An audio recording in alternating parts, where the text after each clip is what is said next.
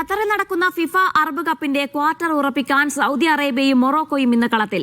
Lusail സ്റ്റേഡിയത്തിലാണ് Morocco Saudi പോരാട്ടം. മറ്റൊരു മത്സരത്തിൽ ഒമാൻ കോമറോസിനെ നേരിടുകയാണ്. ദോഹയിൽ നിന്ന് അബ്ബാസ് മുഹമ്മദ് ചേർന്നിട്ട് വിശദാംശങ്ങൾ നൽകാനായി. അബ്ബാസ്, മൊറോക്കോ സൗദി പോരാട്ടം എത്ര മണിക്കാണ്? ഇപ്പോഴത്തെ മത്സരം എങ്ങനെ പുരോഗമിക്കുന്നു?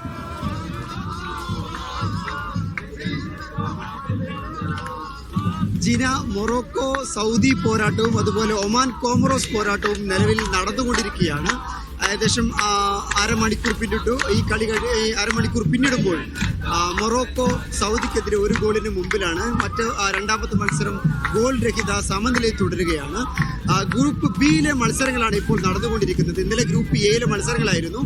ഖത്തർ ഉൾപ്പെട്ട ഈ ഗ്രൂപ്പിൽ നിന്ന് ഫലസ്തീനും സിറിയയുമാണ് ക്വാർട്ടർ ഫൈനലിലേക്ക് യോഗ്യത നേടിയത്. തുനീഷ്യയും അതുപോലെ ആതിഥേയരായ ഖത്തറും ടൂർണമെന്റിൽ നിന്ന് പുറത്തായി. ഇന്ന് ഗ്രൂപ്പ് ബിയിൽ നിന്നുള്ള മത്സരങ്ങളാണ് നടക്കുന്നത്. ഇന്നത്തോടുകൂടെ ക്വാർട്ടർ ചിത്രം ഗ്രൂപ്പ് ബിയിലേക്ക് തെളിയും. ഇതിൽ നിലവിലെ സ്റ്റാൻഡിംഗ് നോക്കുമ്പോൾ 7 പോയിന്റുമായി മൊറോക്കോയാണ് അടുത്ത ഘട്ടത്തിലേക്ക് റൗണ്ട് ക്വാളിഫൈ ചെയ്യാൻ ഏറ്റവും സാധ്യത കൽപ്പിക്കപ്പെടുന്ന ടീം. രണ്ടാമത് സൗദിയാണ്. എന്നാൽ കോമറോസിന് സാധ്യത തീരെയില്ല. അതുപോലെ ഒമാനും സാധ്യത കുറവാണ്. നിലവിൽ നമ്മളിപ്പോൾ ഇവിടെയുള്ളത് സൂക്ക് വാക്കിപ്പിൽ ഇതിന്റെ ഫുട്ബോളിന്റെ ആഘോഷങ്ങൾ നടക്കുന്ന സ്ഥലത്താണ്. നമ്മുടെ കൂടെ സിറിയയിലെ അലപ്പോയിൽ നിന്നുള്ള ഒരു ജേർണലിസ്റ്റ് ചേരുന്നുണ്ട്. Your good name? My name is Hussein. Hussein, how are you? Fine. You are from? I'm from Syria, Aleppo. Yeah. Then how was the game yesterday? It was great. Last night was great. Yeah. We had a draw, but we are happy now. We are promoted to the next the next phase of the Arab Cup.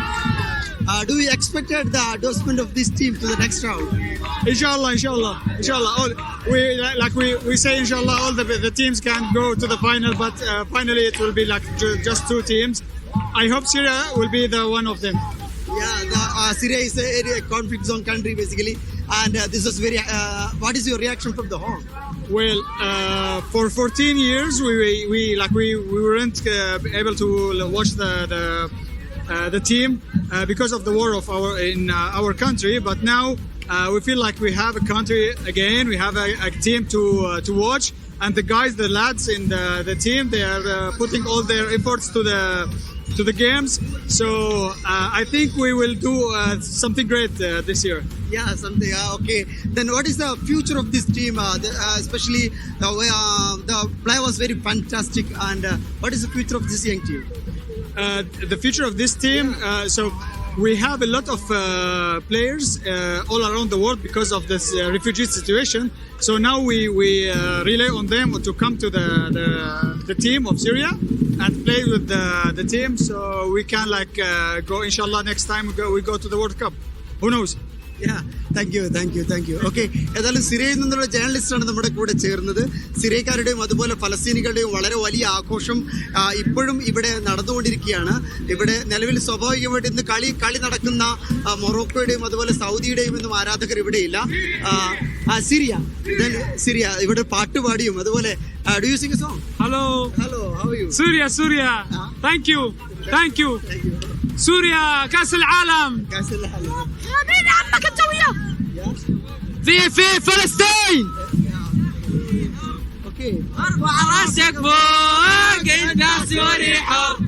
عاشت سوريا أبية. Okay, ഏതായാലും ജീന സൂര്യ ഹുറ. അപ്പോ ഏതായാലും ജീന, ഇതിന്റെ ഒരു ആഘോഷം ഇവിടെ നിന്ന് വിട്ടുപോകുന്നില്ല എന്നുള്ളതാണ്. അഥവാ ഈ ഫിഫ അറബ് കപ്പ് ഇവിടെ അറബ് രാഷ്ട്രങ്ങളെ സംബന്ധിച്ചിടത്തോളം അത് ഒരു സാംസ്കാരികമായ ഒരു ആഘോഷം കൂടിയാണ്. അതിന്റെ ഒരു ആവിഷ്കാരമാണ് ഇവിടെ ദോഹയിലെ സൂക്ക് വാക്കിപ്പിൽ എല്ലാ ദിവസവും അരങ്ങേറുന്നത്. അറബ് രാഷ്ട്രങ്ങളെ ഒന്നിപ്പിക്കുന്നു എന്നുള്ളതാണ് ഈ ഫുട്ബോൾ മഹാമേളയുടെ ഏറ്റവും വലിയ സവിശേഷതയും. ഏതായാലും ഗ്രൂപ്പ് ബിയിലെ പോരാട്ടങ്ങൾ നടന്നുകൊണ്ടിരിക്കുകയാണ്.